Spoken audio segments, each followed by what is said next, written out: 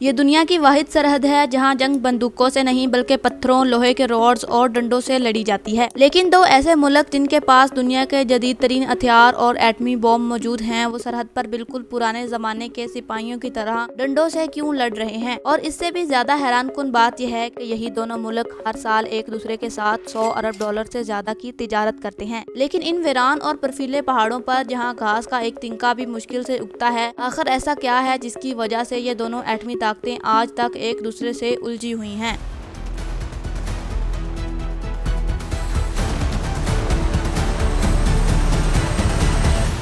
हम बात कर रहे हैं इंडिया और चाइना की। फौजियों के पास बंदूकें तो मौजूद थीं, फिर भी गलवान में फायरिंग क्यों नहीं हुई? इसका जवाब 1996 के एक अहम एग्रीमेंट में छुपा है। 1962 की जंग के बाद दोनों मुल्क समझ चुके थे कि इस हसास सरहद पर एक छोटा सा वाकया भी बड़ी लड़ाई में बदल सकता है। इसीलिए 1996 में दोनों हुकूमतों ने बॉर्डर के करीब फौजी एक्टिविटी को कंट्रोल करने के लिए एक एग्रीमेंट साइन किया। इस एग्रीमेंट के आर्टिकल 6 में कहा गया कि LAC से 2 किलोमीटर के अंदर दोनों तरफ से फायरिंग नहीं की जाएगी, खतरनाक केमिकल्स इस्तेमाल नहीं किए जाएंगे, ब्लास्ट ऑपरेशंस और गन्स या बारूद के जरिए हंटिंग भी नहीं की जाएगी। यानी फौजियों के पास बंदूकें तो मौजूद थीं, लेकिन इस मखसूस इलाके में इन्हें इस्तेमाल करने पर पाबंदी है। अगर दोनों तरफ के फौजी LAC की जगह पर इख्तलाफ की वजह से एक दूसरे के सामने आ जाते हैं तो इन्हें पीछे हटकर बात को मजीद खराब होने से रोकना था। लेकिन फिर सवाल यह है कि हालात यहाँ तक पहुँचे ही क्यों? इसका जवाब जानने के लिए हमें 1962 की जंग में वापस जाना होगा। वो जंग जिसने दोनों मुल्कों के दरमियान दोस्ती की जगह गुस्से और लंबी दुश्मनी को जन्म दे दिया। अक्टूबर 1962 हिमालय के बर्फीले पहाड़ों पर भारत और चीन के दरमियान जंग शुरू हो गई। ये जंग 20 अक्टूबर से 20 नवंबर 1962 तक जारी रही। चीन ने ईस्टर्न सेक्टर पर तेजी से आगे बढ़कर भारतीय मिलिट्री बेसिस पर हमला किया, फिर यकतरफा तौर पर जंग रोकने का ऐलान किया और कुछ इलाकों से पीछे हट गया,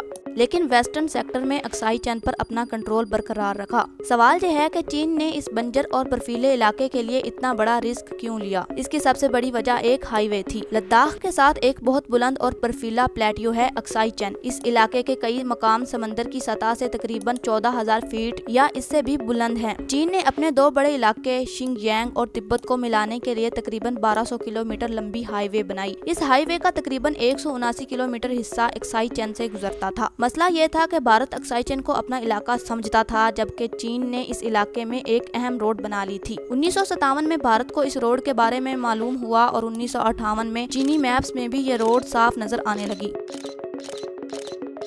भारतीय हुकूमत के लिए ये बहुत बड़ा शौक था। इसके बाद भारत ने सरहद पर अपनी मौजूदगी बढ़ाने के लिए फॉरवर्ड पॉलिसी अपनाई और नई मिलिट्री बेसिस बनाना शुरू कर दी। चीन ने भारतीय मिलिट्री बेसिस को अपने लिए खतरा समझा। दोनों मुल्क कह रहे थे कि वो अपना दिफा कर रहे हैं, लेकिन सरहद पर दोनों की फौजें एक दूसरे के करीब आती जा रही थी। यूं जंग शुरू हो गई। ये जंग तकरीबन 1 माह तक चली और खत्म हो गई, लेकिन असल मसला वही रहा। दोनों मुल्कों के दरमियान कोई फाइनल बॉर्डर तय न हो सका। इसके बजाय फौजियों की मौजूदगी के हिसाब से एक प्रैक्टिकल लाइन बन गई, जिसे LAC यानी लाइन ऑफ एक्चुअल कंट्रोल कहा जाता है। लेकिन LAC कोई फाइनल बॉर्डर नहीं है और ना ही दोनों मुल्क आज भी इस बात पर पूरी तरह मुत्तफिक हैं कि ये लाइन जमीन पर कहां से गुजरती है। इसीलिए कभी एक पेट्रोल, कभी एक पोस्ट और रोड दोनों मुल्कों के दरमियान टेंशन बढ़ा देती है। लेकिन जरा रुकें, 1962 से पहले तो भारत और चीन एक दूसरे के दुश्मन नहीं थे। कहानी शुरू होती है साल 1950 से, जब इंडिया और चाइना दुनिया को दिखा रहे थे कि इनके ताल्लुकात कितने अच्छे और शानदार हैं। 1954 में दोनों मुल्कों ने एक मुआहिदा किया जिसका मकसद भारत और तिब्बत के दरमियान तिजारत और आना जाना आसान बनाना था। इस मुआहिदे में पंचशील यानी अमन के 5 असूल शामिल थे और इसी दौर में एक नारा बहुत मशहूर हुआ, हिंदी चीनी बाई बाई। लेकिन इस दोस्ती के पीछे एक ऐसा मसला आहिस्ता आहिस्ता बड़ा हो रहा था जिस पर इस वक्त किसी ने ज्यादा तवज्जो नहीं दी। भारत और चीन के दरमियान एक पुरसुकून मजहबी